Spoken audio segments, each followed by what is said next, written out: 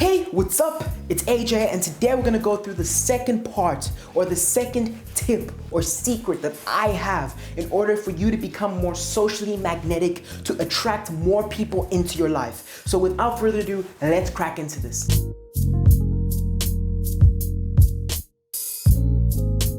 So in the last video, we went through storytelling and how effective it is into bringing the engagement that you want from other people, to invoking emotional responses from them. In this second one, I'm gonna give you the tip that I use in order to make people feel at ease around me, to make people feel really just energized when they're around me, to make people feel better by just being around me. The second thing is, make sure you give out positive emotions. Okay? If you're a person that gives out negative emotions, if you're a person that makes people or brings people down when you're around them, they won't want to be around you. Humans tend to be around people that they have to spend less energy to be around. Others or people external from you want to be uplifted by you. Whether it's your family, your friends, your schoolmates, your workmates, or whatever it is, they want to be uplifted when they are around you. They don't want to feel downtrodden. They don't want to feel looked down upon. They don't want to feel judged by you.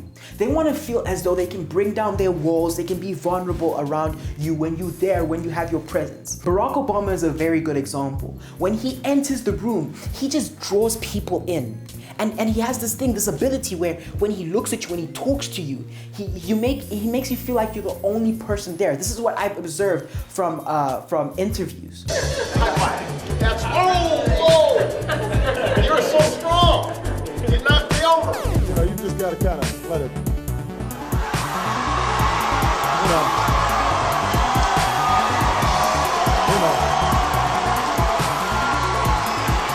That's what you gotta do.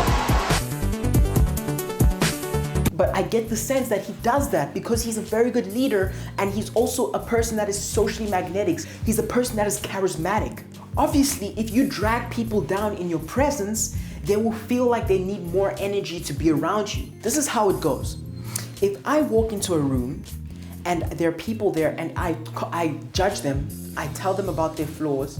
If I go to them and I tell them about how they could be better and how they're not enough, they will need more energy in their own brains to justify why they are enough, why I'm wrong. So that will take more energy. I'm not sure if you've been in the situation where somebody tells you, hey, you're too fat, you're too this, you're too that, you're too that, you're ugly or whatever. You will constantly be trying to tell yourself, hey, I'm not this, I am pretty, I am beautiful, and that takes energy. But have you ever been in the situation where you walk in and someone says, hey, I don't know why, but I love the way you look today. You lost weight, didn't you?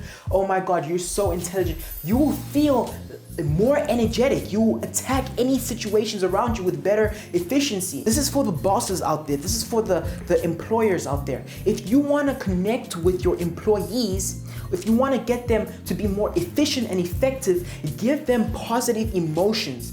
Give them good feedback. They will want to be around you more. They will want to share more with you, and that will help you in the betterment of your business. If you want to get more friends, if you want to meet new people, if you want to talk to your crush, if you want to attract new people of the opposite gender maybe, you have to be able to give out positive emotions. So without further ado, here are a couple ways to give out positive emotion. Number one, give out compliments. We've literally become so scared to give out compliments.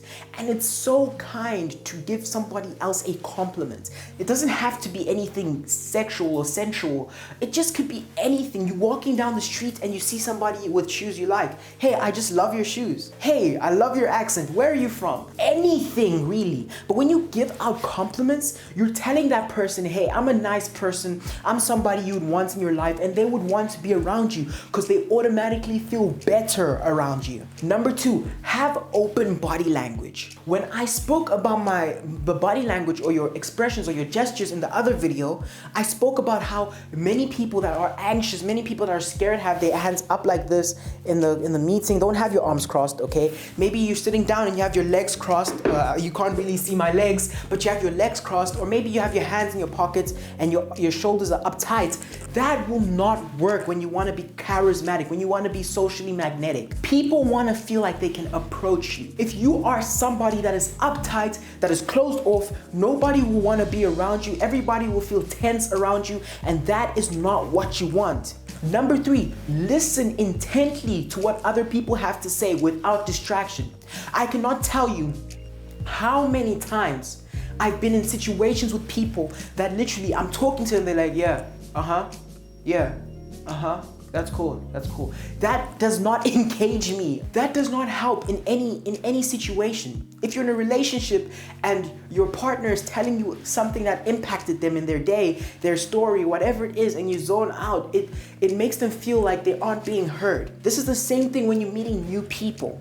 When you go up to somebody new and they're telling you, they're literally giving you feedback, or they're telling you something that is important to them, it may not even be interesting to you, but you're zoning out, they will feel as though they aren't being heard. So something that I do in order to convey that I'm interested is I ask questions. Oh really? You really fell off the bike and you hurt yourself? Oh my God, how did that feel? Obviously it was painful. Did you recover? Did you just ask questions about the story that they're telling, about what they're saying? This adds that idea that you are really interested in them. And obviously, since you're interested in them, they'll want to be around you more. Number 4, take the conversational floor. Take the pressure off them to add to the conversation, at least for the first, few minutes of the interaction. If I'm meeting somebody new, as I had to do before for BUB Cool, I had to go and approach people in the mall.